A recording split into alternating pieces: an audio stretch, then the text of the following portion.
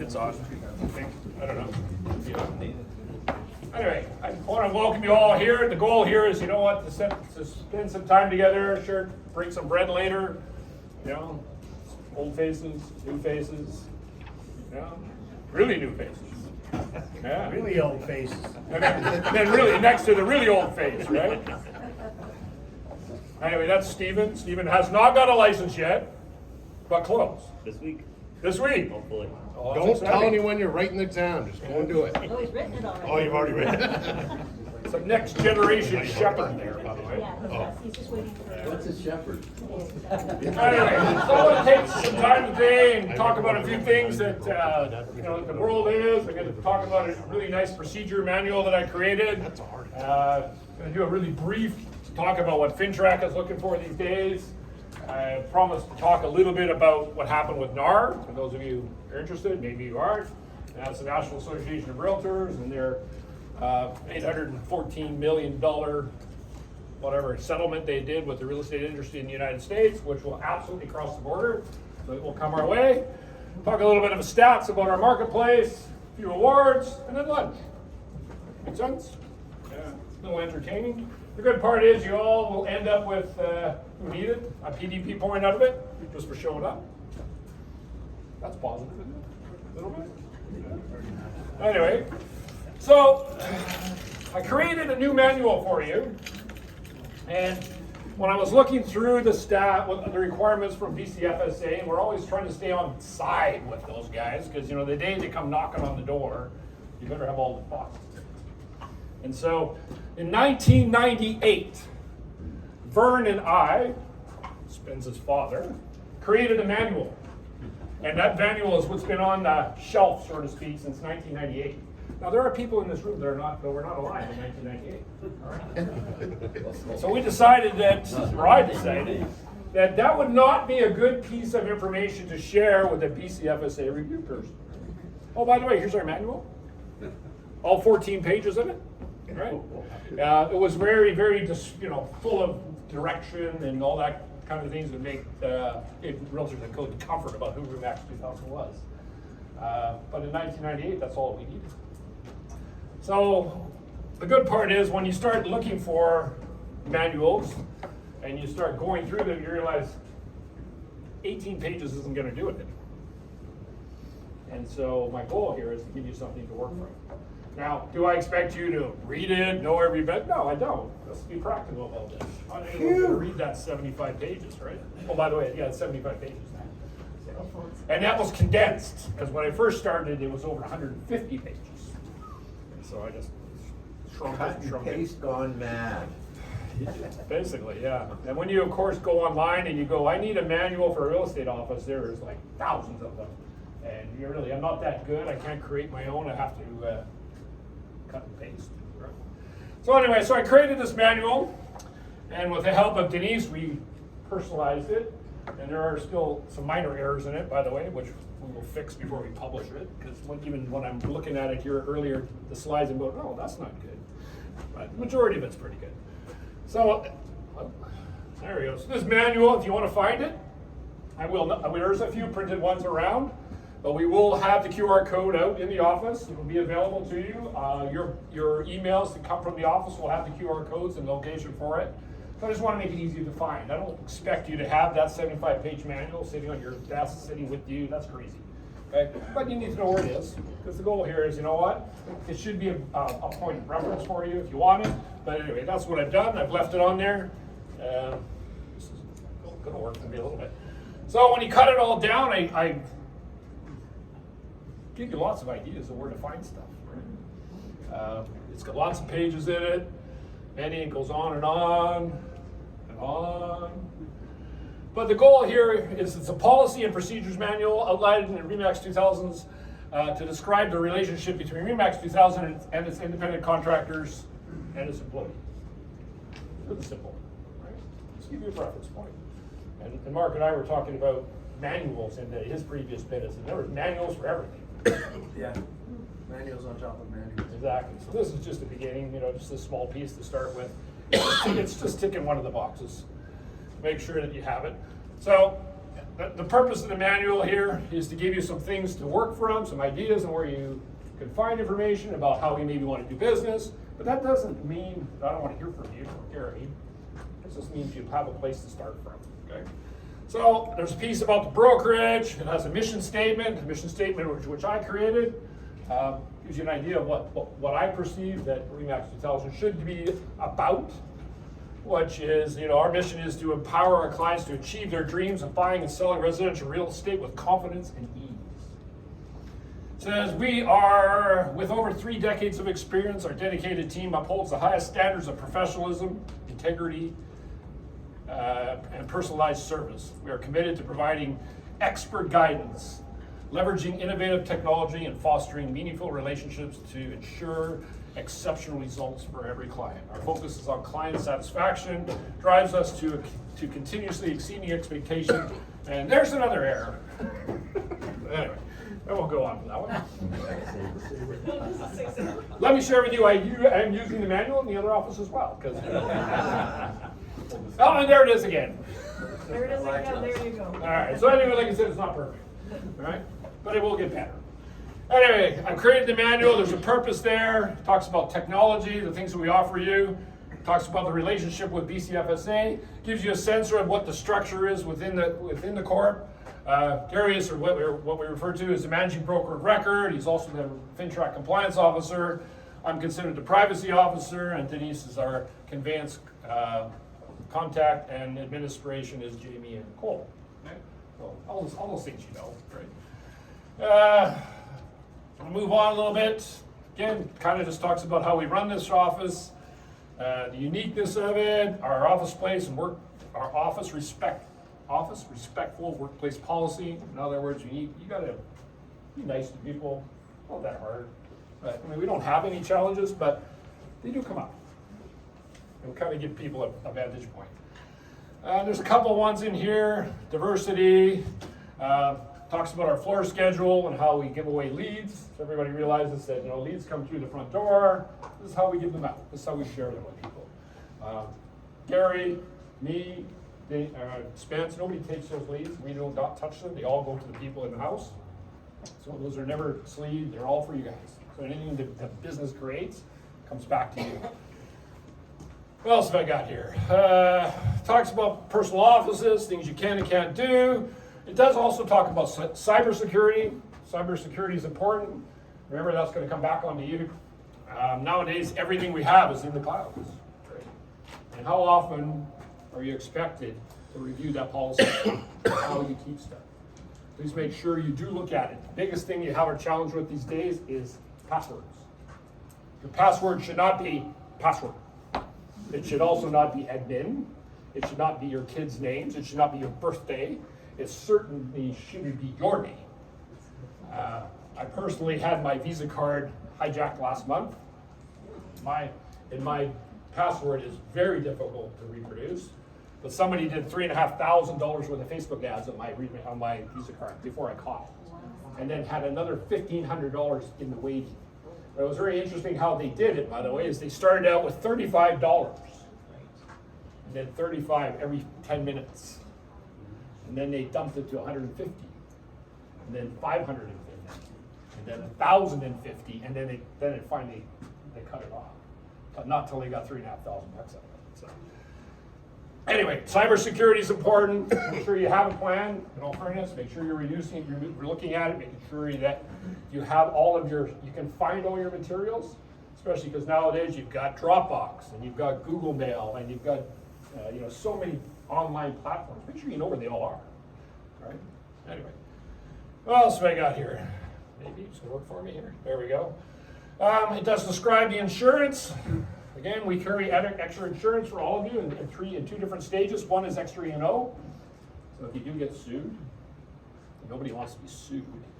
But if you do get sued, there is policy that extends your liability past $1 million. Because now the average sale price is always, or not always, most of the time is in excess of $1 million. So you're underinsured with just what the BCFSA is offering. So we bumped it up for another $1 million. So now you're covered for 2, and by the end of the year it'll be another $1 million. It'll be 3. Okay, so right now we're kind of however that's going to happen.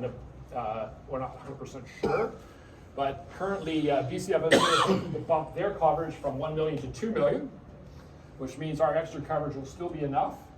If they don't bump it, then we will bump the extra coverage from 1 million to 2, because I think you need $3 million for the coverage. Okay.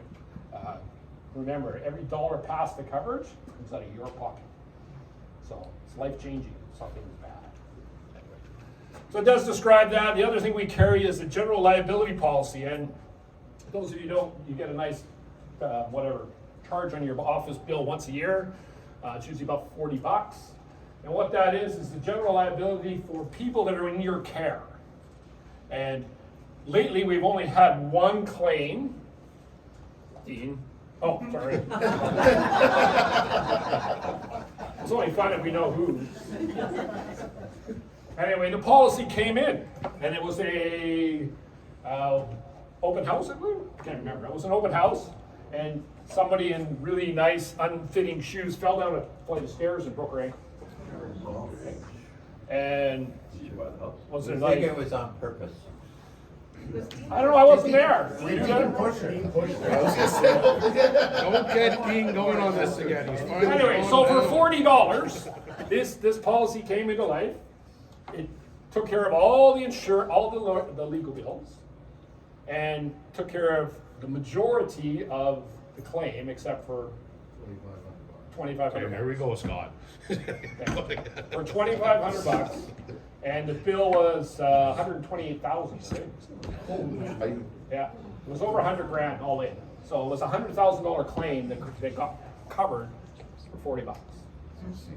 So that's a great policy. This Now, happened inside the house, Scott? I don't know, I wasn't there. It was outside, wasn't it? No, I'm not disagreeing. But what I want to share with you is, we have your back. That's the idea. We have your back. When we got this policy, I don't know, multiple years ago, and the guy says, "Oh, we can add this into the general liability policy." And he says, "Oh yeah." I'm thinking, who's going to use that?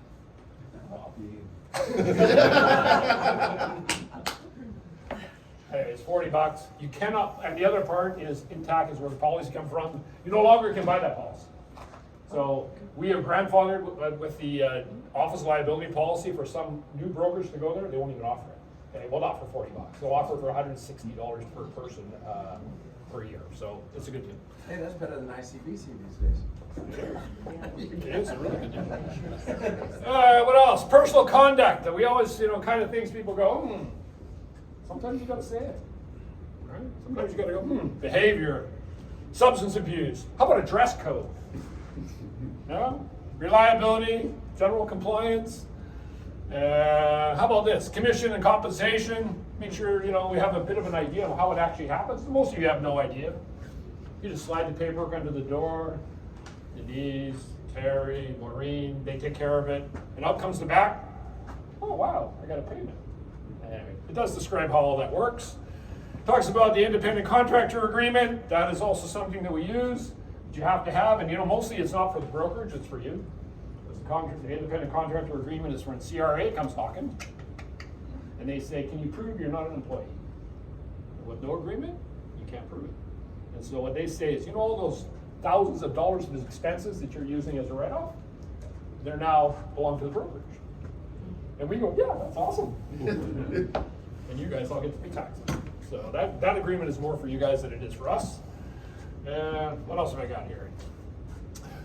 Talk about privacy and confidentiality. I kind of talked a little bit about that, where you keep your stuff.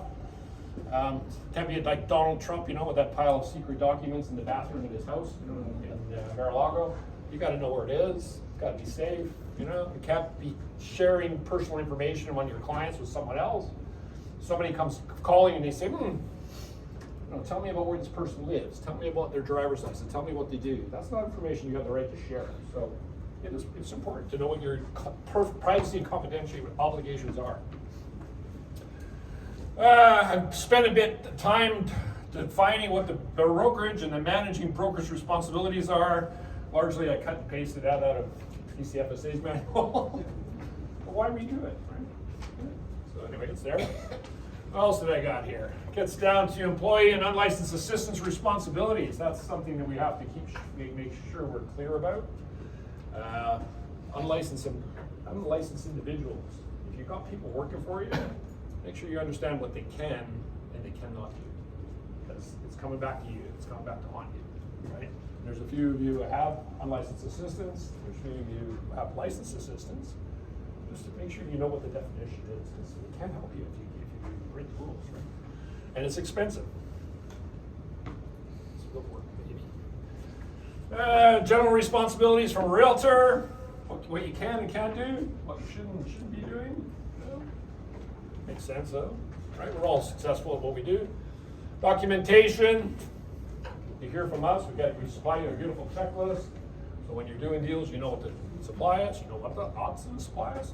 I mean, Stephen has no idea, but he should read the manual. There you go. There should be a test for you. There should be a test for you. How about advertising? Everybody know what they can and can't do when you put out in a piece of advertising? No? Well, you might, you should. Also very expensive. They have just put another 0 on the minimum fine. Used to be $250, it's now $2,500. And it doubles every time you get caught. So you should know this part of the manual, because it's expensive. If you're not advertising, then you know what? Good for you. And you're still making a living? That's awesome. All right? I think that's important all by itself. Services offered. How about client relationships? It will give you some definition of how the brokerage deals with client information and how you should be dealing with it. It talks about written service agreements, representing buyers, expiry or termination of service agreements. Like, I tried to tick all the boxes, guys. Acting for a seller. What are your responsibilities? Initially, documentation required. Acting for a buyer? You do that too? Again, trying to kind of help you out what the minimum expectations are. Presenting offers. What else we got here? So 170 pages crunched into 8 minutes. We all good? Feeling the love? That's the good thing is I'm doing the math here. 98 to 2024. Good, we're good for 25 years. There you go. Yeah. Next time. I won't be here. When we first started doing this, it was an hour, so you really got it down. Thank you. Exactly. You want to find this manual? That's where it is. Okay. We will put the QR codes in the office on the walls, and again, we'll try to make this so it's available to you, so you don't have to go looking for it. All the links are live in it, so you saw the links to find the different documents that I referred to, so they should all be able to be findable. And there's a few more typos that we'll fix, and then it'll be beautiful. One more thing on there, Scott, that wasn't mentioned too. You guys got to be really careful when you take pictures of people's ID and you leave them in your phone. That's another thing. You should be deleting that stuff. I don't know, is that in the manual there? Not that manual. No, just that's an important thing, because we all do it, right? But after you do that, you should delete it, because if you lose your phone, that gets out, it's going to come back and bite you as well. And you have to double delete it because it just sits in your deletes, Yeah. so it's still on your Yeah, phone. because I know we all do it, right? But if we ever lose your phone and that gets out, we're going to have a problem, right? So, That's your cybersecurity, right? yeah, so just so So you the know. other bit I want to talk to is about this, and this one's going to be really short. So FinTrack manual, there are 2 manuals. Is that So this one is here? that in here? No, that's one. That's only one of the 2. This one also is. This one's 121 pages. Right? But and we're going to read every page word for word. Right? This one's already been vetted a few times, so I don't believe there are any typos in it. But the good part is, you know what? This is a fit part of the concept that you also have to be aware of, right? FinTrack's going to come knocking. And realistically, it's your job to best represent your client and relationship to sharing information with FinTrack. My goal here is to make sure you know where the manual is, be able to available for your information to properly represent your client. And other than that, you know what? You're on your own, and that's why I want you to have the manual. You know, they're not pretty. Current biggest challenge that I know of right now is the REMAX office in Kelowna right now is fighting with FinTrack for a $176,000 fine because one of their realtors didn't follow the process. And the sad part is the office didn't catch it. And for appearance's sake, they did it all right, except for the fact that the ID that was supplied was false. It was missing information, it wasn't false. And no one checked it. The realtor didn't check it.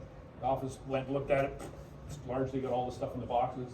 Later proved that the seller was a bad dude from America. So a $2 million property sold in West Bank or West Kelowna. It completed, the money left the country, and now they want it back because it's the proceeds of crime. And all they had to do was fill out the FinTrack form properly, and it would be a non-issue. They didn't do it. So I share with you, the FinTrack form is an important part. Put it in the file, because if you do it, it's a non-issue. If you don't do it, they're going to throw you under the bus. And that's what happened. This guy never saw the guy's ID, and he used information supplied by the client to fill it out, and went, good enough. It's not good enough. You got to be able to see the ID. That's where this one fell apart. So, anyway, I supply you a new improved version. Again, look at this, April 2024. It's got a bunch of new little pages in it from last year's. Again, Denise is amazing. She keeps putting this stuff together. It's awesome. So the new improved manual has, and first of all, it's also behind this QR code, which is a different one than the other one. So again, I will supply the QR code. It'll be around the office. I don't want it to be, I don't really want piles of paper everywhere, and neither do you, but I want you to be able to find it, right? Because really, it's unnecessary.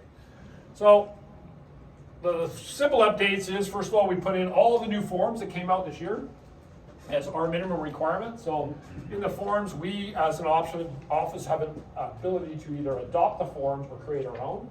Well, I'm not creating our own because that doesn't make any sense. Mostly because I'm not good at it. But so we've used these particular forms. We've taken them off CREA's site. We've put them into our manual. We've made them required. The beneficial ownership one, corporate identification, individual identification, mandatory, politically exposed people. In fact, when people ask me, why do we have to do that? You have to do it. Okay? I don't get it. I'd also look at the individual one and ask 2 of the 4 same questions on it, but in their direction, they want them both. So as far as I'm concerned, they are still required for all the funds. And then the last one is the receipt of funds. That one changed earlier this year. Asked a few more questions, who would have thought, right? Soon I'm sure you'll end up having to have a blood sample or whatever, I don't know. They're expecting you to do a lot as a realtor. I think the new identification form makes it much easier for you to gauge the risk of the client by answering the 17 questions. Then it gives you a formula. Well, I think that's a great thing because it took it out of your hands and you said, look, I used your formula, I'm good, right? So I think it's important to do that. Anyway, so that's the changes we made. Oops. Again, you can find this manual there. Again, I just want to make sure you know where to find it. It's the biggest thing. So part of the game here is, you know what, I spend a lot of time following FinTrack, and I always have a challenge trying to keep on top of that. And you know, at this point, you know what, I'm going to give that challenge away to someone else. And the reason for that is I cannot keep up with what they're doing. And so part of Really Trusted, which is an app we all use, is they are going to get together and they're going to start working together to create a group manual for all of their clients. And my thought is, you know, why would we not do that?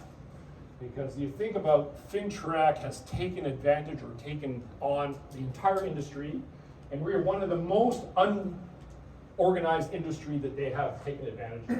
The lawyers have gone and they've gone after FinTrack and they said, you know what, we're exempt. And they were exempt because they got out of the requirement to do the paper we do. So how do we fix that? Well, maybe we need to go and start to band together. And one of the goals here is Really Trusted is going to try and do that. And so for me, I think it's a good opportunity for us to get online with them. They are going to take the manual that I've created and they are going to redo it. And then they are also going to supply you training that will be on your own timeline. And so you will be expected to take 2 of their half-an-hour seminars per year, and you will be considered compliant. You can sit in your jammies at the kitchen table, you can watch it, you will be noted as you attended, and then ultimately you will be compliant. But their concept is let's take advantage of the numbers. And that's part of our business that we don't do, is we don't band together. We're all rogues, right? So you can play that video there, Ken? So Greg has put together a small piece for us today. Now the end one, yep, that one. Let's see. Cooper, by the way. I'm here today because Scott's decided that it's time to bring us in to help with a more complete FinTrack compliance program. And the reality is what you guys see as FinTrack, creation of an ID record here and there, and the occasional receipt of funds record is actually like a small portion of the FinTrack compliance program. And you guys know that because a lot of your business planning meetings, Scott gets up and talks about it for about half an hour. And good news, we're not going to do that anymore. Now, it comes with a trade-off. Bad news, if you want to call it that, which is that what my team and I are going to do, and I should explain, I'm sitting on a patio. We just finished up a full day of business planning as I shoot this, and my team's really excited about being able to help more brokerages with their FinTrack compliance needs. That's what we're about. That's the team I've hired, and they're excited to do that. So what we're going to do for your brokerage over the course of the next little while is we're going to create a new set of policy and procedure documents and a new risk assessment for your brokerage. And most of that, you don't even know what it says. We will ask you to read a little bit of it eventually, but not anytime soon. For your guys' day-to-day, not much is going to change immediately. At some point in the not too distant future, we'll reach out and let you know that we've created some courses for you on our online training platform. And that's going to replace the business meetings, the sales meeting things around FinTrack. We're going to do that all on an online training platform. And I hope and I think that's going to be a better experience for you, because now it means you can do it at home, when you're watching the game, or at your desk when you have nobody else to call. Suggestion, maybe you should just call some other people, but anyhow, that's outside of the scope of my advice. The point is that it's going to fit into your schedule where it fits into your schedule rather than being at a mandated time. The other piece that might change a little bit is your use of the Really Trusted app. The Really Trusted app becomes a really important part of the delivery of FinTrack Express, which is the program we're bringing in here. And we're going to get you eventually doing all of your FinTrack obligations, ID records, receipt of funds records, corporate ID records. All of those are going to be done on the app. And if that sounds overwhelming, don't worry. We're going to be there to help you through and guide you through it. We're going to deliver some additional training around the use of the app. My support team's happy to help.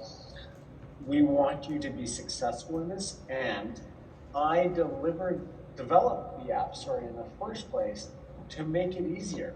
So it should make it easier for you. And if it's not making it easier for you, we want that feedback so that we can continue to make that better for you, because that's actually the goal of the whole thing. I can't get away from FinTrack. It's not going anywhere. My hope is that we can make it easier for you to comply and easier for your brokerage to comply.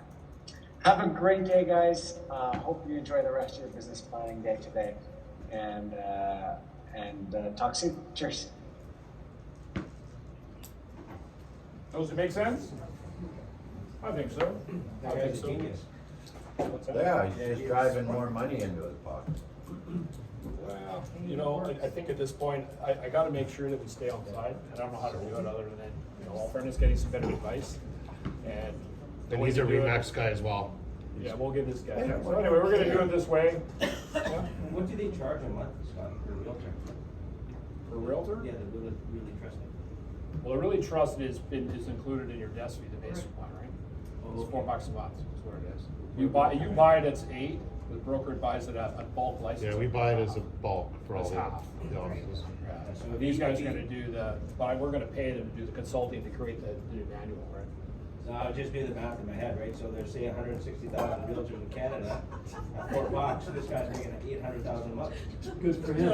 Well, unfortunately, he doesn't have 800,000, but if he gets that far, yeah, good for you. As a business plan, you're right. Yeah. You know what, he did it, good for him. Anyway, so it is based on Really Trusted. That's the system I think we're gonna have to take on. So their program is called FinTrack Express. It's just gonna create a manual. It's gonna, I'll do our reviews, which the review part on our side, you guys don't see that, so we end up having to hire people to look through the stuff we're doing. They take samples of what you're looking at and what stuff you create, and making sure you're actually filling it out, but you know what, we don't know for sure. We're gonna use the app, and then all fairness, they're gonna create some training on the academy. So that's what we're gonna do starting it. They've already started on the manual. They will start having their first session probably in about 2 months. And it'll be up to you. You do what works for you, but you'll be required to have at least 2 sessions per year. That'll keep you consistent, keep you up to date and on board or compliant. But it'll be at your own time. Do whatever you want, right? Anyway, so that's what we're gonna do is that respect. Make sense? Yeah, all that, what, 40 minutes? That's pretty good. Yeah. Good. That last few times it took hours, right? Shrunk that up a little bit. Anyway, so let's move on to some little more light-handed stuff. Anybody know about this? Anybody care about this? Oh, sorry, I'm a lousy window. Anybody hear the news, right? Our business is falling apart. The world's coming to an end. Well, you know what? It's not. But it's gonna change. So I'll just talk about this a bit. When I was in R4 there last couple weeks ago, I went to a session where the American are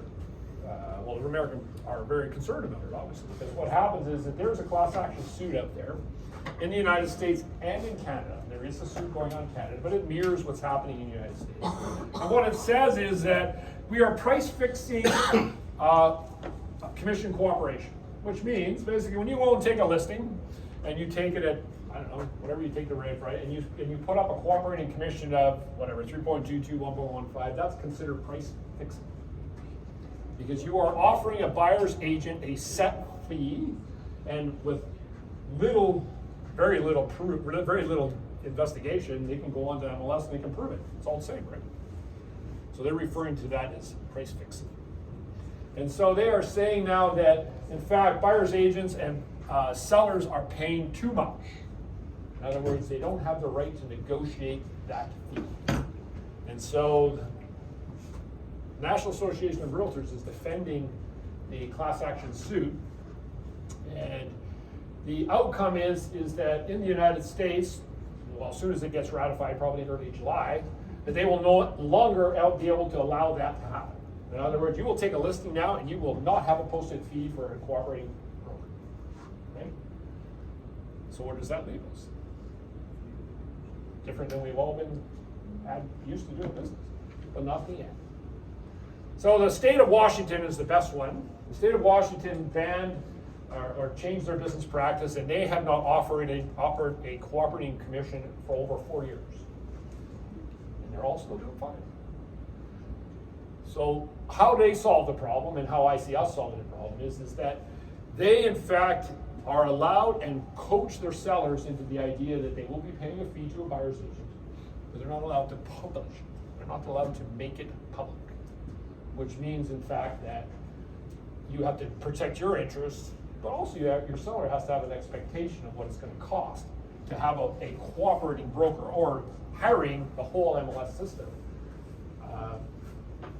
Or why do it, right? So in Washington State, someone would take a listing, and I have a property right now myself in Washington State which is listed, and the property has a cooperating commission in it, but it's not published. Okay? And the only way a buyer's agent can confirm that is to talk to the listing agent. Okay? But the expectation is a well-documented, well-informed seller will expect to be paid that fee. That gets back to professionalism. How do we deal with that? Well, from a buyer's point of view, you're going to have to go and explain to your clients right away that this is the fee that I'm expecting out of this transaction. It will not be a case of I will receive 3.22, 1.515 out of the transaction. It'll be, I am going to request this fee out of the transaction. And it becomes a negotiable part. That's where, when you see the press in the United States, oh, everyone's gonna save money. That's bullshit. Sorry, they're not gonna save money. But what they are gonna do is you're gonna have to go, and like everywhere else in the United States, you're gonna have to go to a buyer agency agreement. That's the only way you're gonna be able to do this, because your buyers have to have consented to the fee, and as well as the seller has to be on board. Matt, you had a question? Yeah, is this in the listing agreement then? It's just not posted on the system? Yeah, in Washington State it is. Okay. I do not know what it'll look like when it comes to Canada, but it will do that. Now, this is only one state I know of is doing it, only because I have some experience at it, but apparently there are a few that do not, like California has the other one that doesn't offer cooperating commission. But it gets back to really having you educate your clients. So there's a couple of things I see that are gonna happen. First of all, only the professionals are gonna be able to use a buyer and justify their fee. You better know how and why you should get paid on it. And if you can't tell your buyer what you do to justify that fee, you're right, you're gonna have a problem, okay? It's also gonna help, I think, for our professionals, those people who parachute in. I can't show that listing because I'm, unavailable, can you show the listing for me? Well, to me now, all of a sudden, how does that come back to your seller? Your seller comes to you and says, well, this buyer's agent hasn't even been in the bloody house. And he wants to make the $7, $8, $10, $15,000 commission. I think it's really good from the seller's point of view. I also think it's really good from the buyer's point of view. The buyer's representatives are going to give service to their clients, or they're not gonna get paid. I think it's a great idea. Robbie? I know in BC we banned dual agency, and I've heard there's a couple states in the US that also don't allow dual agency. We won't get dual agency. They don't allow dual agency in most of the US states now. Yeah, so how does that tie into this whole thing? Yeah, honestly, I don't know. I'm just giving you a snapshot of how I see it. So anyway, what I wanted to talk about is just the fact that you go, well, look at this. I think this is gonna get adopted in the United States in early July, and it'll cross the border quick. Okay, because it's a mirror image. The class action suit in the United States is an absolute, not word for word, but really close to what's happening in Canada. It's gonna get settled quick. Two things happened as well. On top of that, REMAX went and they made a deal or an offer for this class action suit last year to mitigate their damages. In other words, no one knew how big this claim was gonna be, and they didn't think it was gonna be 614 million, okay? REMAX has already made a deal in Canada and the United States, and you know what? They've already paid the fine. And so you know what? We don't care. We hope it's 600, we hope it's $1 billion, doesn't matter. REMAX has already done that, it's already protected your position. Again, it gets back to good management, good leadership. Yeah, we were the first one out of the gate, and when I was in that broker thing in San Diego, they said it was, this is It's a the big right deal thing to that do. they did it. Yeah. So look forward to it. So there's gonna be a change in your business plan. I see it, it's coming. You're not gonna have a choice. Ontario has had buyer agency agreements for decades. Anyone's had a client come from Ontario, they go, oh, where's my, you're gonna show me houses without signing something? Yeah, no, not anymore. How do you see yourself changing? I think you better be ready. Okay? Hey, just a quick question. It might be a financing question. So, if say, for example, the seller doesn't pay the cooperating fee and the buyer's agent gets the buyer to pay, will the bank finance the buyer's fee? Well, I think they'll have to figure out how to manage their way through it, because they're not gonna have a choice. Because really, right now, we already pay that fee out of the sale price. How much different is that really than the reality is of what's already happened? So if you took out broker fee, the real estate fee, the other fees that go along with it, that doesn't properly represent the value of a sale. The value of the sale includes all those consulting services. I don't know how the Bank Act's gonna change, but I don't think it's gonna have a choice. The other part is our business plan in this neighborhood anyway, there's not a lot of people who are high ratio anymore. I don't know. Darren, is there? Yeah? I think the high ratio. But they're still there. Yeah, I think the high ratio ones are the ones that could be affected or will be affected. I still think that there will be changes that will amalgamate or allow that to happen because the whole country's gonna affect. So the Canadian Banking Act is gonna have to figure out how to work with it because it's gonna be how we do business. So, I don't know, you got thoughts? Maybe a challenge for if the person's putting the minimum down, right? So then if they're putting the minimum down payment on the property, then the bank's gonna be wanna be satisfied with what is the value of this property, because we can't be more than 95%. So, is, you know, because the fact that the seller decided to pay 20 grand or 10 grand commissions, you know, how is that affecting the price of the property, right? No, but we Just still. because the property sold, you know, he's gonna pay 25 grand commission, does that mean the property's worth 25 grand more? What if he only paid 10 grand? So, it's a bit of an open, it's be wait to see. I think I think that they don't have any choice, like it'll have to be, because the way the contracts are gonna come to banks, they are gonna have these terms in them, Yeah, right? And do we now just give away all the first-time buyers? Well, it'll be based on yeah, that. exactly, it's not gonna happen. I think there's gonna be some amendment to the way they do business to make it work. I don't know how they do it in Washington State. It's just a line in the contract that says how much the commission is. I haven't seen the sold contract on this property yet, so I'll let you know. But at this point, it's just a listing. Anyway, Wouldn't you think that a first-time buyer, high ratio first-time buyer, if that seller says, I'm not paying the buyer's agent, they're gonna have a problem selling the property? agreed. Like, it just won't sell, because the guy next door will go, I wanna get rid of my property, I'll pay it, Yeah. right? So, Yeah, but it depends which market we're in, right? Well, we're in a seller's market, you know, a seller gets to make the choice. We're in a buyer's market, you know, you gotta bend over, right? Yeah. Matt, what's going on, I was man? gonna say, I think that probably all comes from someone sitting down and not explaining commissions are negotiable. 100% my point. And they say, hey, you. 100% my This is what point. you gotta pay, this is the going rate, look at what everyone else is doing, and this is Exactly. that. It's 100% my point. I think what happens is it's gonna call out a whole bunch of people who can't justify their existence within the contract. Realtors who are gonna come by and say, you know what, I'll be there right after I finish my shift at Home Depot. They're not gonna do it, right? They're not gonna have that ability. They're gonna have to go and figure out how are you going to be able to justify your participation within this transaction and to make sure you get paid. So, the other thing I do think is we are a group of professionals. I think that us as individuals will have a reputation that, yes, from a buyer's agent, let's deal with that listing, because I'll know I'll get paid. It's gonna work in the same direction. It's gonna be the professionalism, the people that are gonna go to a listing and say, you know what? I've dealt with Gary Shepherd before. I know he's got his client well informed. I know that he'll be able to go and make sure this works for everyone, because it's a group effort. It doesn't always seem that way, but it has to be. So I think it's another advantage of that. The deal is, you know what? You gotta get ready for it, because it's gonna happen, right? Scott, what if the buyers refuse to sign buyer's agency agreement? Then you don't work with them, because you will be doing it for free. Right? I don't know if you like working for free, but it's not good, doesn't feel good.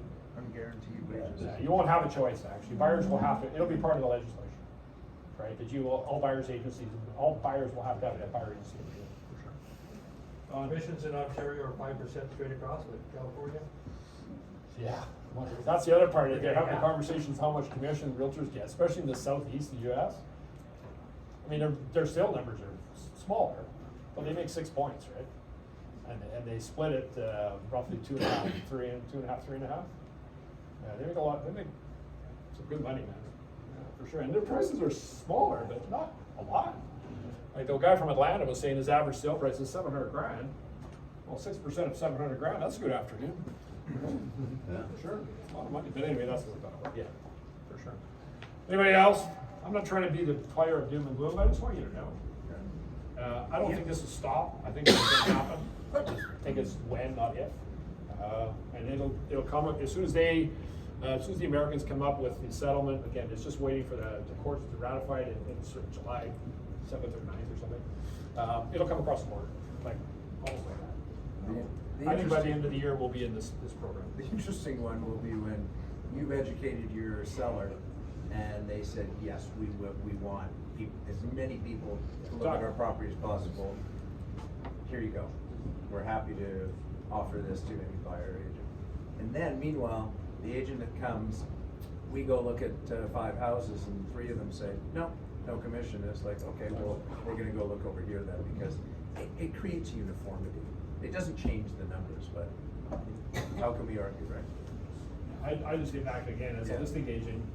Somebody's gonna go, I know Mark's got his act together, and you're gonna give your buyers representatives comfort that, you know what, we're gonna work together to make this thing happen. I just think it's a win. I just need to, again, the fringe players are gonna have a problem. The person who can't articulate the value in the transaction is gonna lose. So, anyway, anyone else? Now you know as much as me, you all good with it?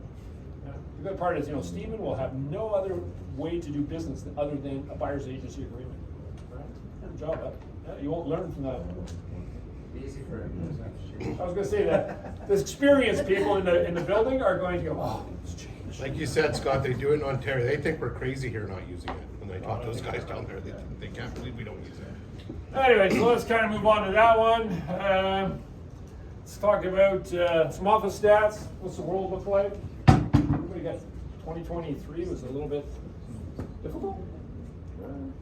We all had this 2021, 2022, where, my God, it was like a freaking tornado. We just kept on going, deals kept on churning.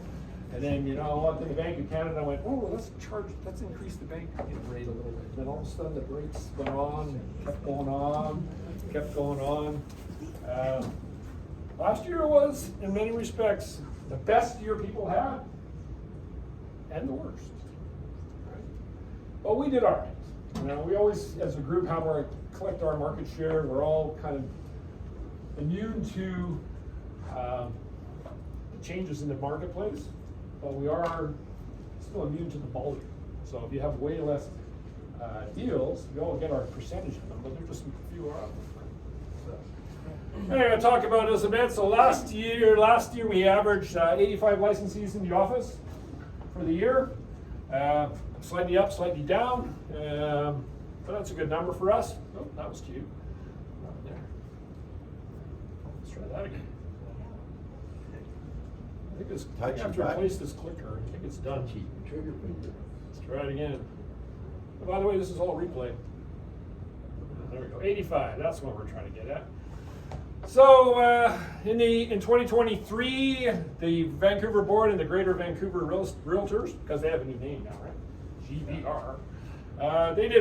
We did 47,396 sales. That's 6.6% reduction from the year before, and 21% reduction from 2 years ago. So we're almost 30% less than we did 2 years ago in transactions. So, big change, yeah?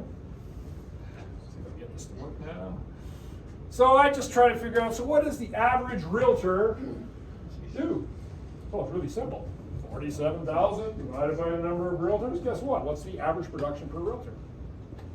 2.2 deals a year. Yeah, pretty sad number, actually. Is that a year, Scott, or a month? Year. That's a year.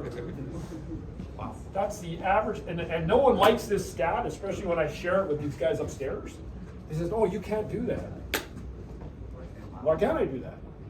Like, that's right off, there we go. Really simple. Anyway, 13% reduction from the year before, 27% reduction from 2 years ago. Well, 2 years ago, the average is 3.4, now we're down to 2.2, right?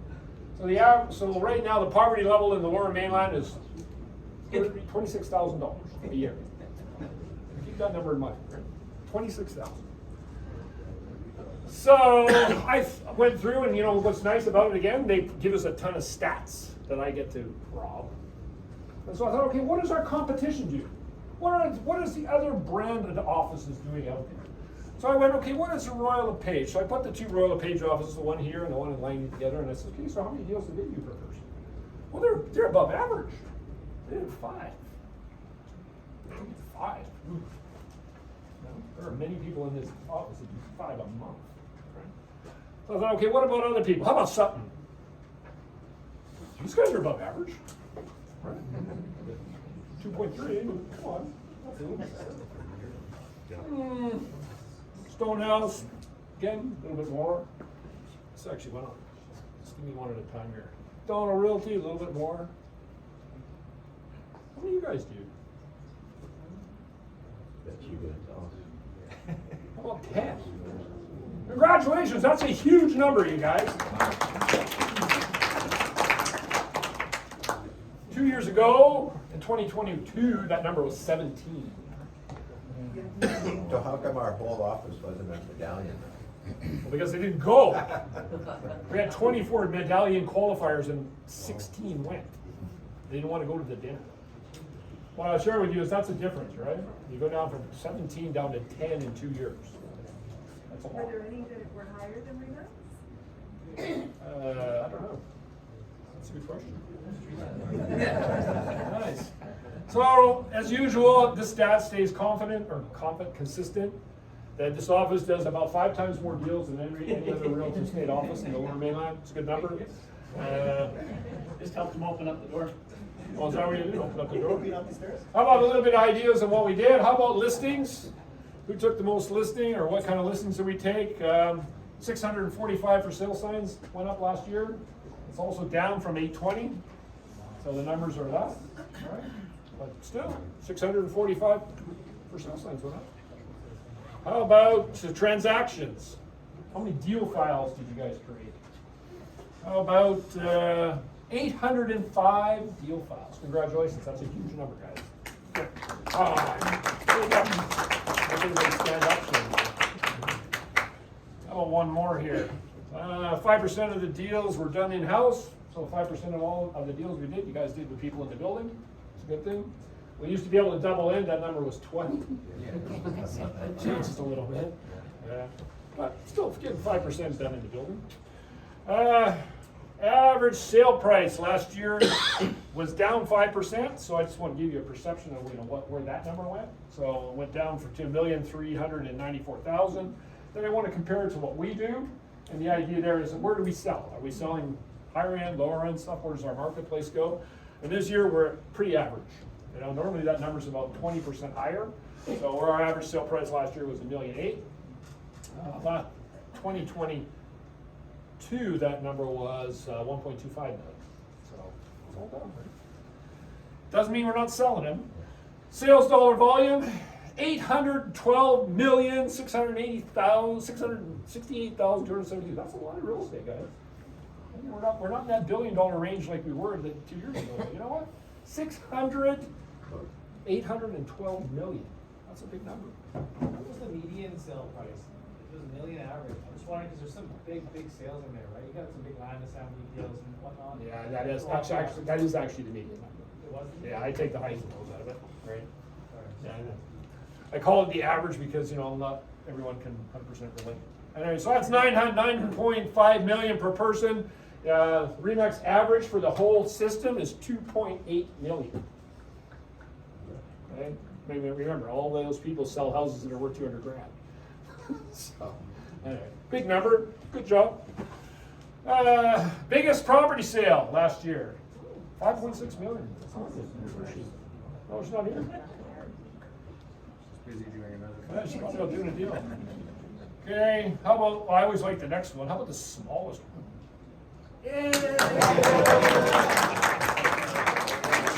The Tin Man. Do you even know what that was? Mobile home, something like that. 65 grand. You win that every year. It's always got to be one. Without Roby here to compete with you. Yeah, but I bet you if we ask Sonia, she knows that one. Okay. Yeah. What else did I put in here? How about some commission stats? Get this going again here. Average commission per transaction, $15,494, down by $400 from the year before. So, good number. I go back 5 years, and that number is $7,800. So in 5 years, you doubled your income per transaction. Not bad. Not bad. Per transaction, that's how many transactions? That's true. So then I thought, well, you know what? Let's give it a feel what an average realtor makes. So I took that 2.2 number and I multiplied it by 15 grand. Well, that's by our number though. That's right. Our number's pretty average this year, Oh, okay. right?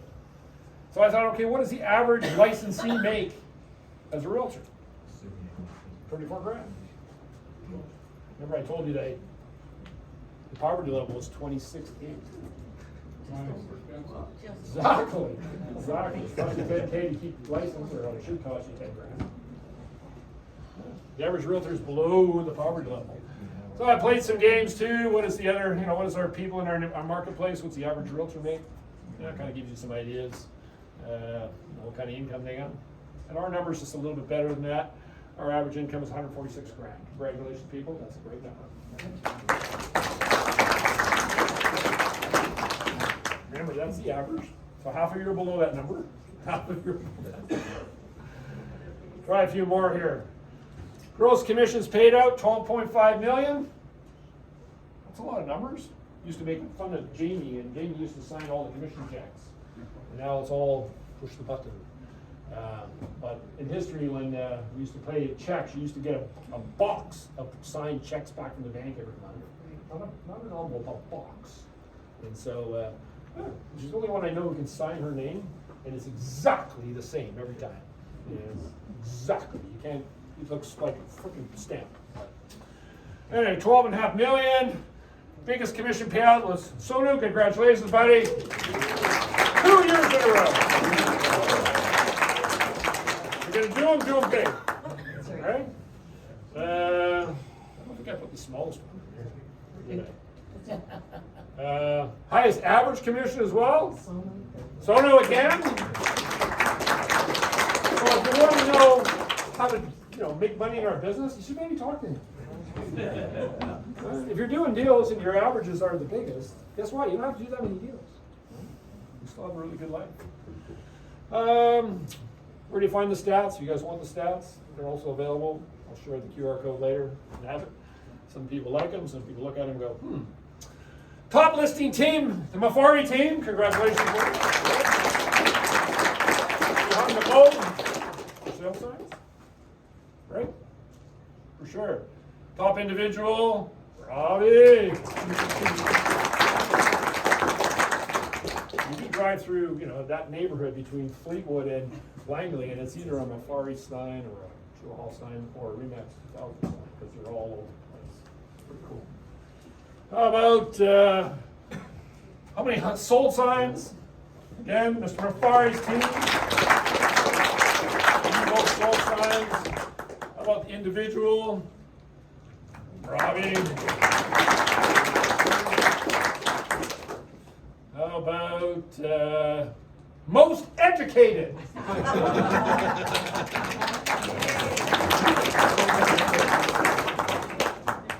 That doesn't surprise me. Yeah, but we went in most educated, huh? I like this one here. 88% of you are not compliant. 88% of you need some points to renew. That's only 12 of you that are on the right side. Now, come on, 12% it is. We all renewed. How about this one? 31 people in the room have 0. How does that happen? Not after today. I'm going to fix that today. But 31 of you have 0. Really? I've been giving away PVP points for 6 months. How does 31 of you still have 0? I don't know. How about this one? One person has 0 and has to renew in 2024.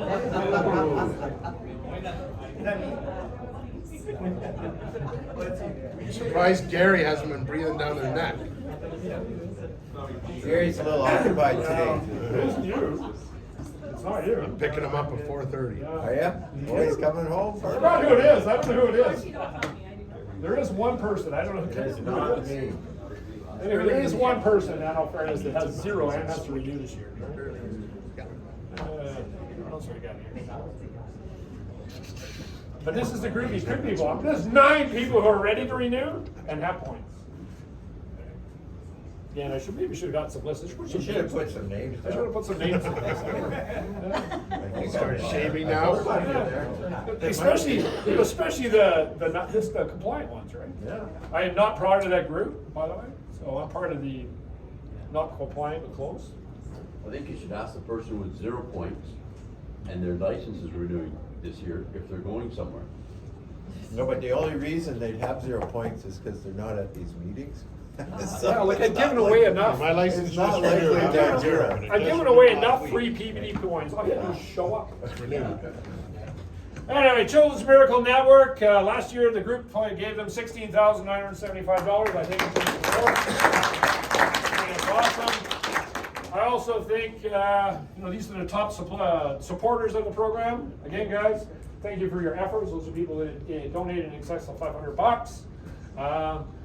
It's a great deal. I have a link to that building in Vancouver. Both of my children through life exercised their right to be there, and it's an amazing place. It's over the top good, and I certainly have a soft spot in my heart for it. And so when I see people who support it, I thank you all, because it's a really very, very humbling place. And now at this point in my life, my oldest daughter works there, so it's very, very comforting to know that it made a difference. Right? And the top supporters of CMN are these guys. Congratulations to these three.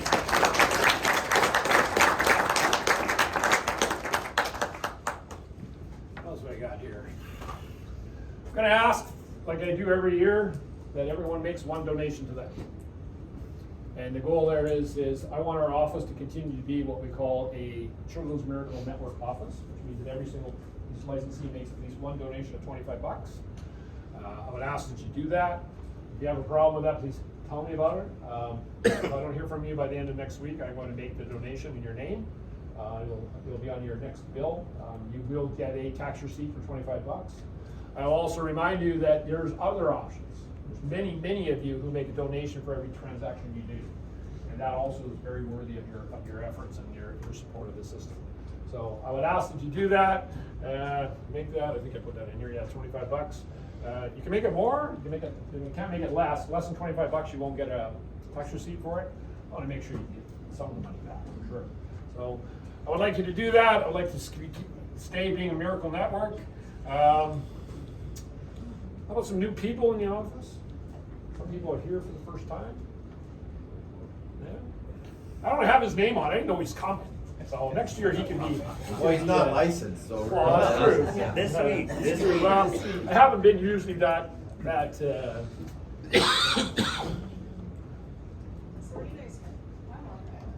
well, she's there. When JT Mann's new again. Well, actually, I forgot. I was going to put something out there. Back again. Anyway, welcome to all these people. Thank you guys all for being part of our group.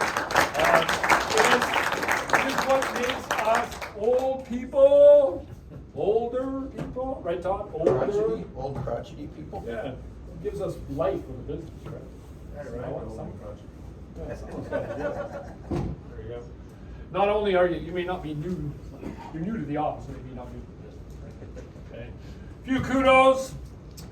I'm gonna pay it. Where's Dal? Is he here? There he is. Dal is our GA rep. He goes and he muscles down that beautiful breakfast once a month. That's tomorrow. Yep. I know that because my bride actually does some work for the GA committee. I appreciate your support. I know you're a regular attender. Thank you. It's a good job. And nice picture. Oh, by the way, all the pictures I used, I scraped them off the internet. Okay? Thanks. Just want to let you know that if you do not want me to scrape them, then you shouldn't have put them there. I want to thank Paul for his efforts. You know what? Again, one of those things, when you spend time in any way trying to make a difference, people should know about it. Okay? We don't go to the food bank every week or every month, I should say, with the idea that we're looking for a handshake. We're just looking to make a difference. Okay? So, I'm still looking for 5 more for next Friday. yeah, I won't be here. I'll be in Hawaii. So, Yeah, we're away. and of course, what's really good, like I said, it's pictures, right? You leave those pictures on the internet, buddy. I'm stealing That's them. okay, I'm good with that. Okay, good. I'm just That's a making good sure. one, Paul. No, we're not in a museum. I thought, well, you know what? I went to our staff. And I said, okay, tell me about people who send you paper. And who does, I asked who does the worst job, by the way, and I thought, nah. There's too many names on the list. Yeah. But I said, okay, tell me who does the best job of doing paperwork. So who would that be? Now remember, it's not me. Okay? So how about the best deal files are Ina. Like it says Mike McCarty, but it's not. It's totally clear. I might, I love you, buddy. I know it's you. I know it's your system. Yeah, I agree. How about individuals? Whoops. He's not playing right with me. Mr. Husty apparently is the best deal file guy. I don't know what you do, man. I'm gonna give your mother credit for that, right? Do things That in would control. not be the day. Yeah. All right. How about the best listing files? Same thing. Ina keeps it together. Congratulations. And how about the individuals? It's not Jeff. Call him Zachary.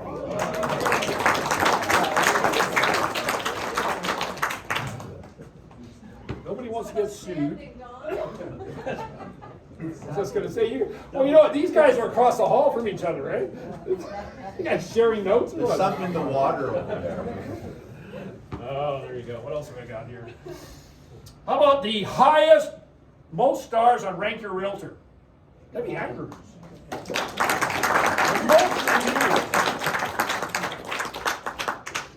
pretty good. Nice job. I don't know what you do to get people to go there, but good for you. How about the team version? Paul and Elisa.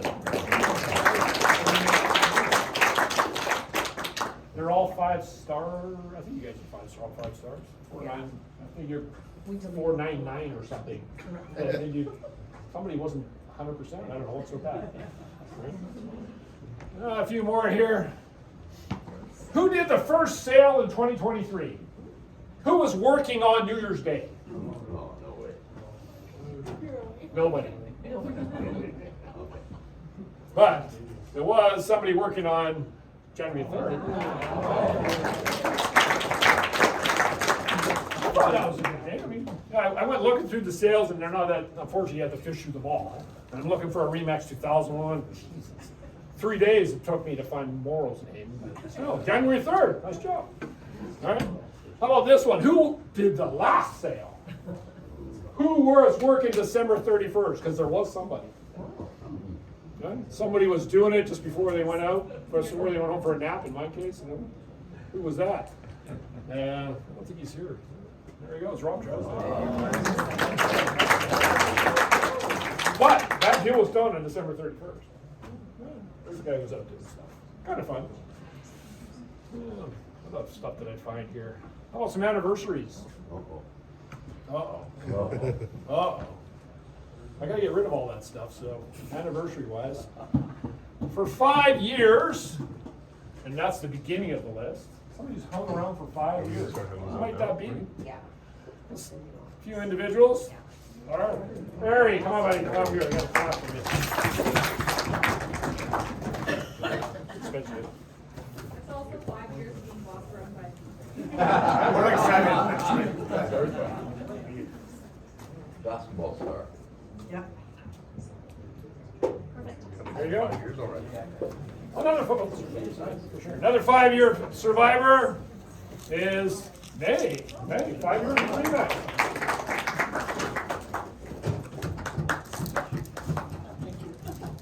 Not with us yet, but another 5 will. Thank you.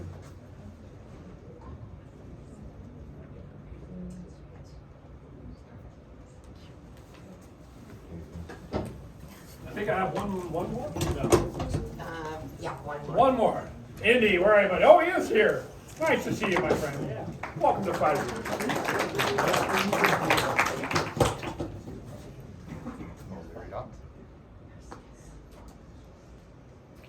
Perfect. You're another guy, a hard guy to find a current picture of. Yeah. You saying I don't look like that? I've never seen you that way. I only know you that way. I was a lot younger back then, okay? That was only, posted a year ago. No, 2022, 2 years. Yeah, it's all. All right, what else do I got? How about 10 years, right? Those people who just started out. My kids have got shoes that are older than 10 years. How about 10 years? Who's that going to be? That'd be Manraj Bay.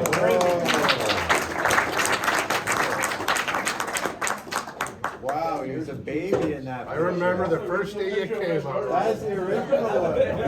There's another guy I can't find any current business pictures. They're all over the place. Yeah, he said business. I don't want to be taking pictures of you, you know. Yeah. He's a little tired. Yeah. The pictures are not quite. Yeah. I was trying to be tactful. On the pictures I do use, they're supposed to be half tactful, right? Well, some people don't. How about 15 years, right? 15 years in the business, that's a lifetime. And most people in the world nowadays, they don't survive 15 years in a career. 15 years is a long time to be in our business. It's a long time to be a survivor, figure it out. So 15 years, one that we have to is Matt Morrow.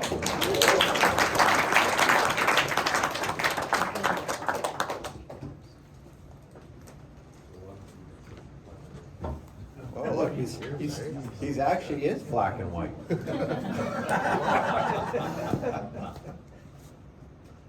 He's making the color scheme work. Come on. That was 3 years with McDonald's, so that's 18 now, isn't it? How about Dell? 15 years, man.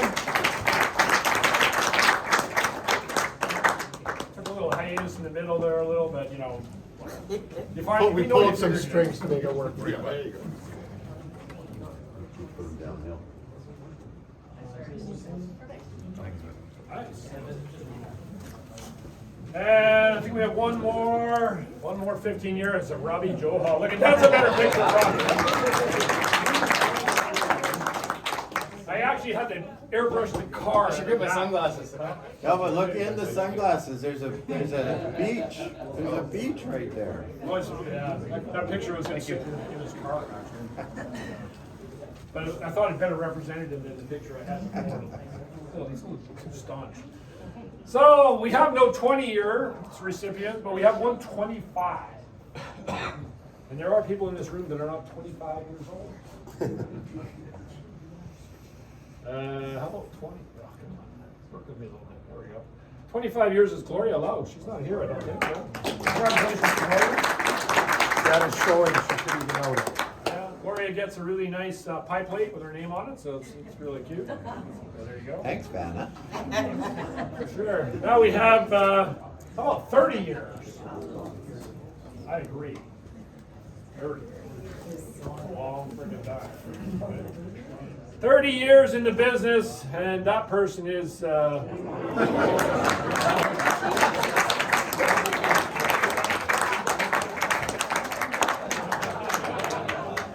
love that shirt there. Make sure that Hey, I got the short sleeve version of that one. 30 years ago. you should not put stuff on the internet. You don't want it straight. All right? Looks like a road rage. Does look like the road. I don't remember what the background of that picture was. Where was that picture, Dave? You don't know. That looks like a birthday shirt. Probably. I just thought it was good. I was looking for pictures of Dave, and I go, that's the perfect one. Wait. What else have I got here? Let's move on a little bit farther. How about some club awards? So club awards are stuff where REMAX keeps track of how much commissions you make. And of course, there's many of you that already belong to clubs and club awards, and some of you are getting new ones. And so we have some new people who've just reached club award of $1 million, which means you made $1 million worth of commissions. And I hope you all have it. I agree. I've had a few of those awards. I'm going, I don't have that fucking money. Where the hell did it go? Where did it go? So we have some new inductees to the REMAX Hall of Fame, and that first one is Del Sadoon. And I'm sure Del has $1 million. All right. Gotta ask his ex. He's out of this shot.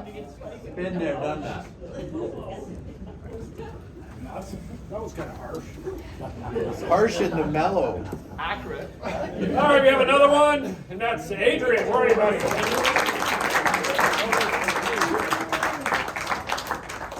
You have $1 million, right? I know you got a new baby, but you better be making more than $1 million, for sure. There you go.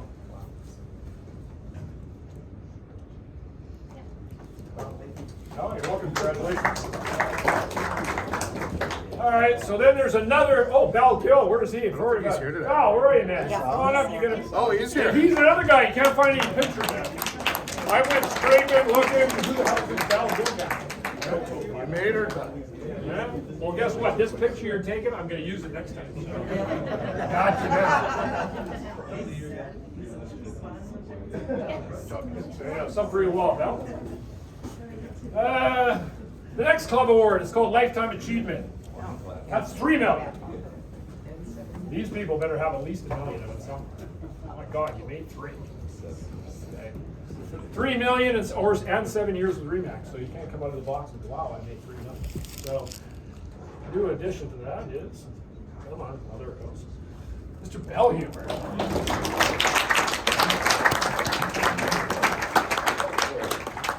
Definitely don't have $3 million. None of us do. Oh, none of us do.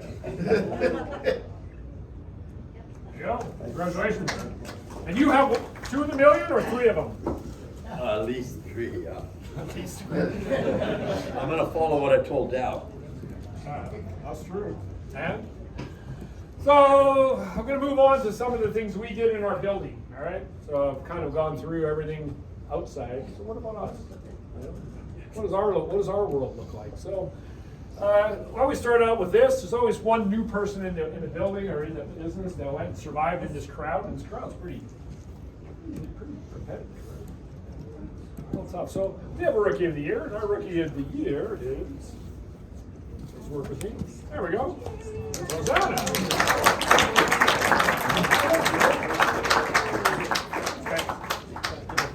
Okay. We also have some flowers here for you. Oh, thank you. Maybe not. Here. It's okay, don't worry about Yeah, we'll get the flowers out. How about we get it to you after, okay? We'll get the flowers. We'll get water all over you. It won't go too well. There you go. Thank you.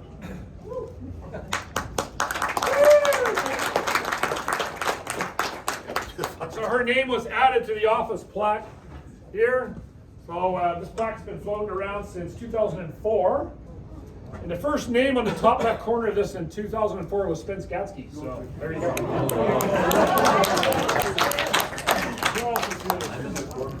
Hasn't sold out since. I haven't sold one since. We'll go through this list. Debbie Andrews is on this one. Jeff Husty is on this one. Convo.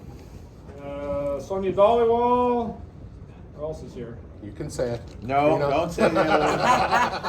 Actually, There's a few more. you can actually remove that one if you want. What's that one? Yeah, gotta do that. So what else we got here? Let's talk about top teams. So last year, we all had to revamp on all the teams. And now we used to have like 5 teams, and now we got like 11 or something. Because PCFSA decided everyone's a team. Everyone works together. Now you're a team. So the team category went from few to much more. And so I had to kind of play with it because I want to make sure people realize what the teams are, because the teams are working together. Obviously, their stats get thrown together. And so kind of have to figure out how it changed and what it changed to. So top 3 teams. So the number 3 team in the group this year was Herman Burke, and they're not here because they're in Palm Springs. So congratulations to them. And they got, number 2 they got team. smaller too this year, right? Number 2. He's still That's a good number. How about Just number some 2? speed. This is new to the list. That's these guys. Congratulations.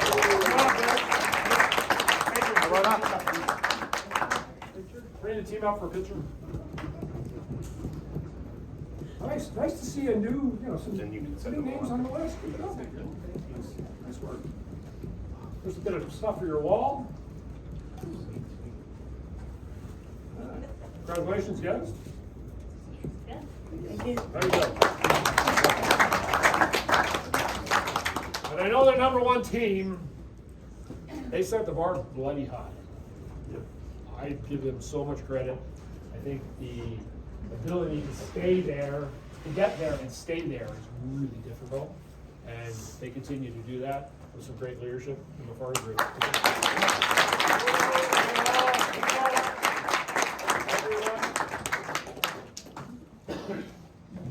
Also difficult. I need some more team pictures, Mike. They're hard to find, man. So I'm giving you grief a little bit.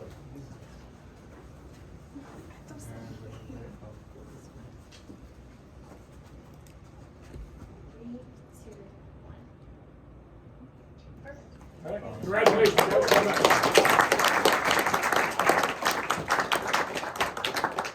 So then I had to figure out, again, now we have many more teams. I thought, well, who are the team members?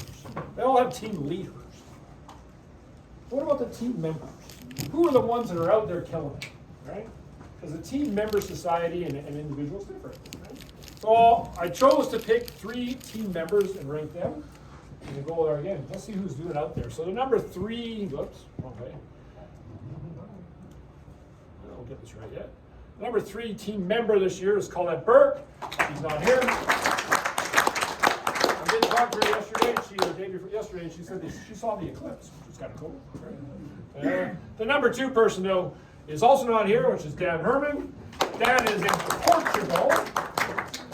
To be number 2 and be living in Portugal. How does that work? You guys got it figured out, right? The number 1 team member, though, he is here, and that's also the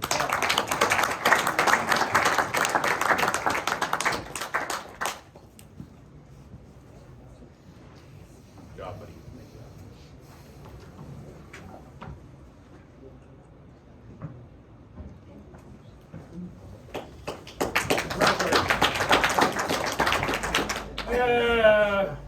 How about individuals?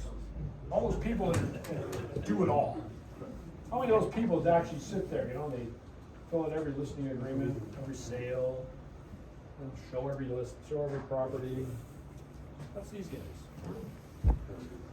How about number 10, Mr. Conbo?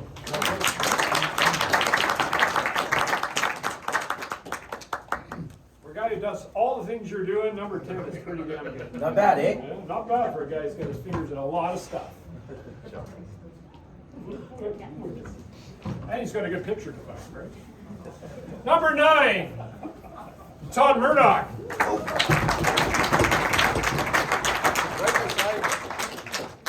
By the way, I picked the art because I like First Nation stuff.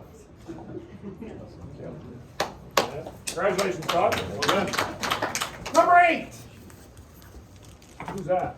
Number 8 this year is Alex.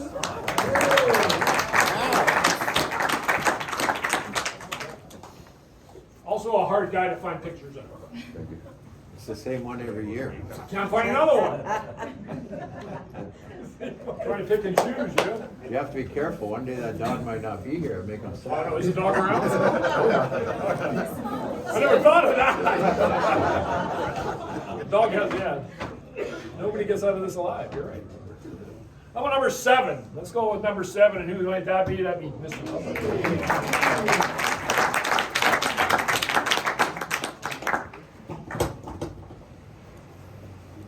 Good job, Dean. Good thing Cheryl didn't beat you this year. Yeah, she was like this much off the gas. That would have been funny, actually. How about number 6? Moving down to the front one, number 6. How about Rob? Rob Drysdale's not here. No. Somebody else doing deals. Good for him. Move on to number 5. Number 5 would be Matt Morrow.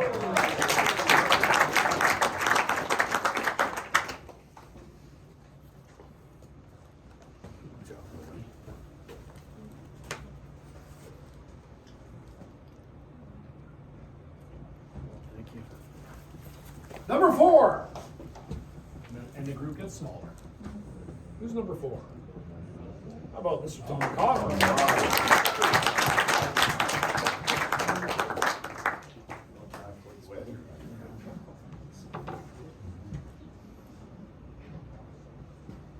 Here you go, Tommy. Tommy, hell of a year and still number 4, man. Still number 4, buddy. Hell of a year and still number 4. Okay. Number 3. Down to the last 3. Who's number 3? It's a guess? How about this one? T.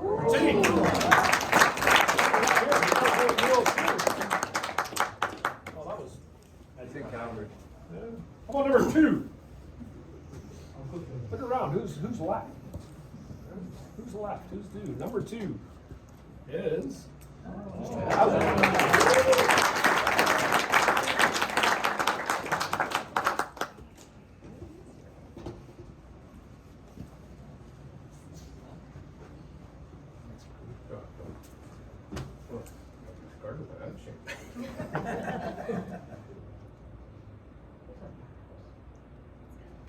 There you go. Congratulations. Number 1. Do you want to get up now, or do you want to make good time? He was upset last year when he didn't get number 1. Well, he's number 1. And I used the night.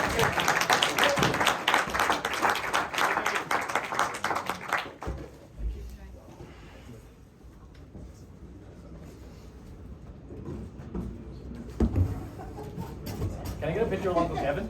Kevin, of course, can you come back up?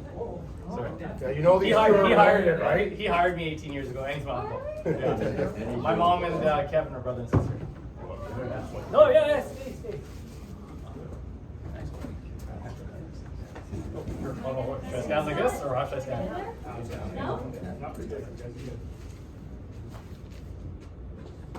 Thank you.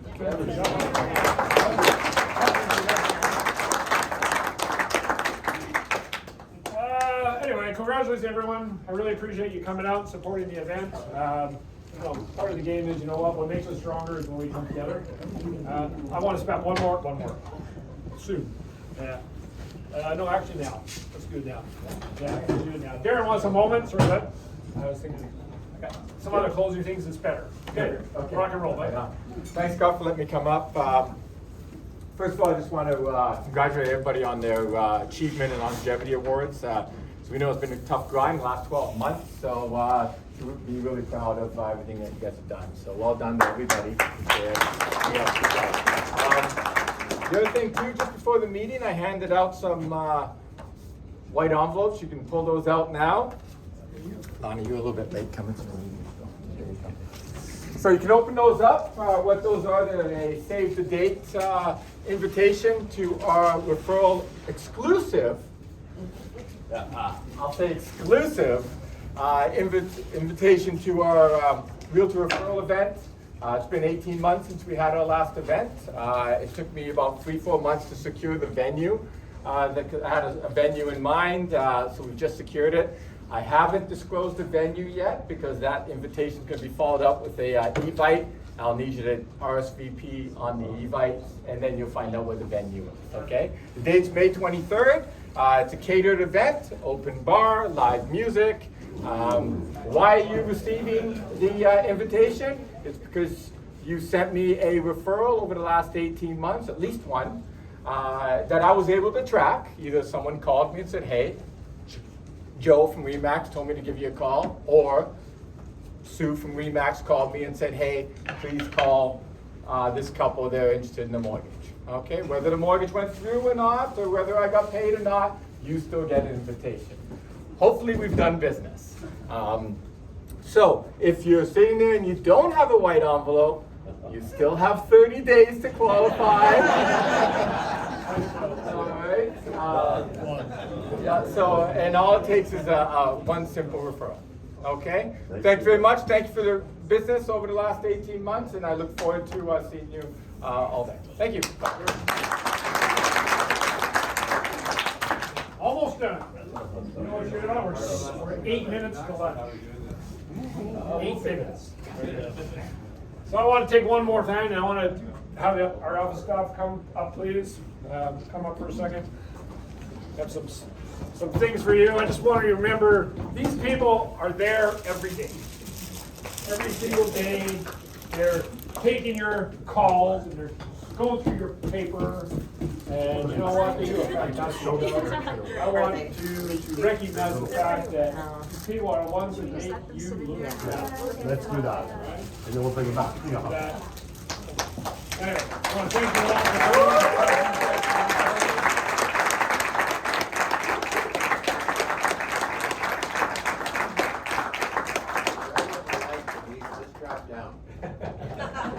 Come forward a little bit. Yeah. Thanks. And the next one, kind of we'll talk about Gary. You know, Gary's not here today. Yeah. Gary's actually having his hip replaced right now. Like, I think he's in literally.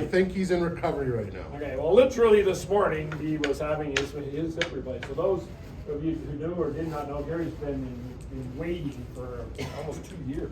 And this is his first surgery he's ever had in his life. Wow. He's never had surgery before. So he's Freaked out. he was a little uncomfortable, but in fact, you know what? He's been in pain for a long time, hasn't been able to walk, hasn't been doing a lot of things. In the same breath, you know what? Gary's done a great job. He's the guy who answers his phone all the time. He's a good guy for that. And you know what? I'm super appreciative of it. So thanks to Gary. And the last thing I want to talk about is Spence. Spence started out when I met him. He was the guy who was cleaning the office. He was the guy that was running the vacuum. He was cleaning his gas. Going to university. He was doing a lot of other things. Yeah.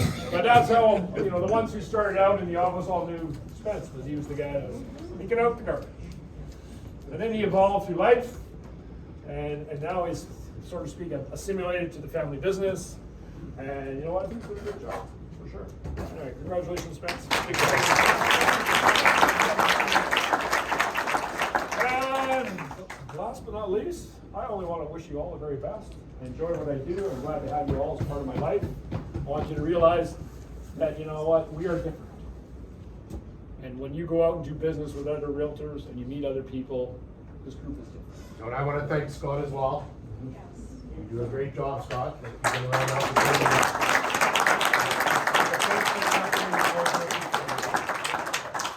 So with that note, I want to say thank you for all coming out, because we are done. Keep in mind, there's two things that happen in our life. You know what? We are so lucky based on where we live, by circumstance, for my case.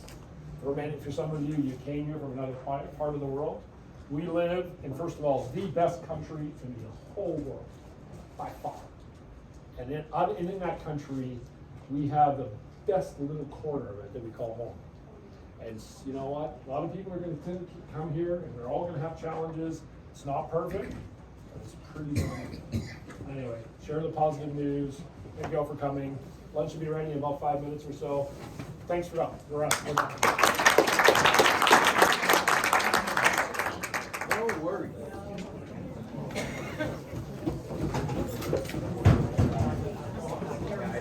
I would love to come. Oh, good.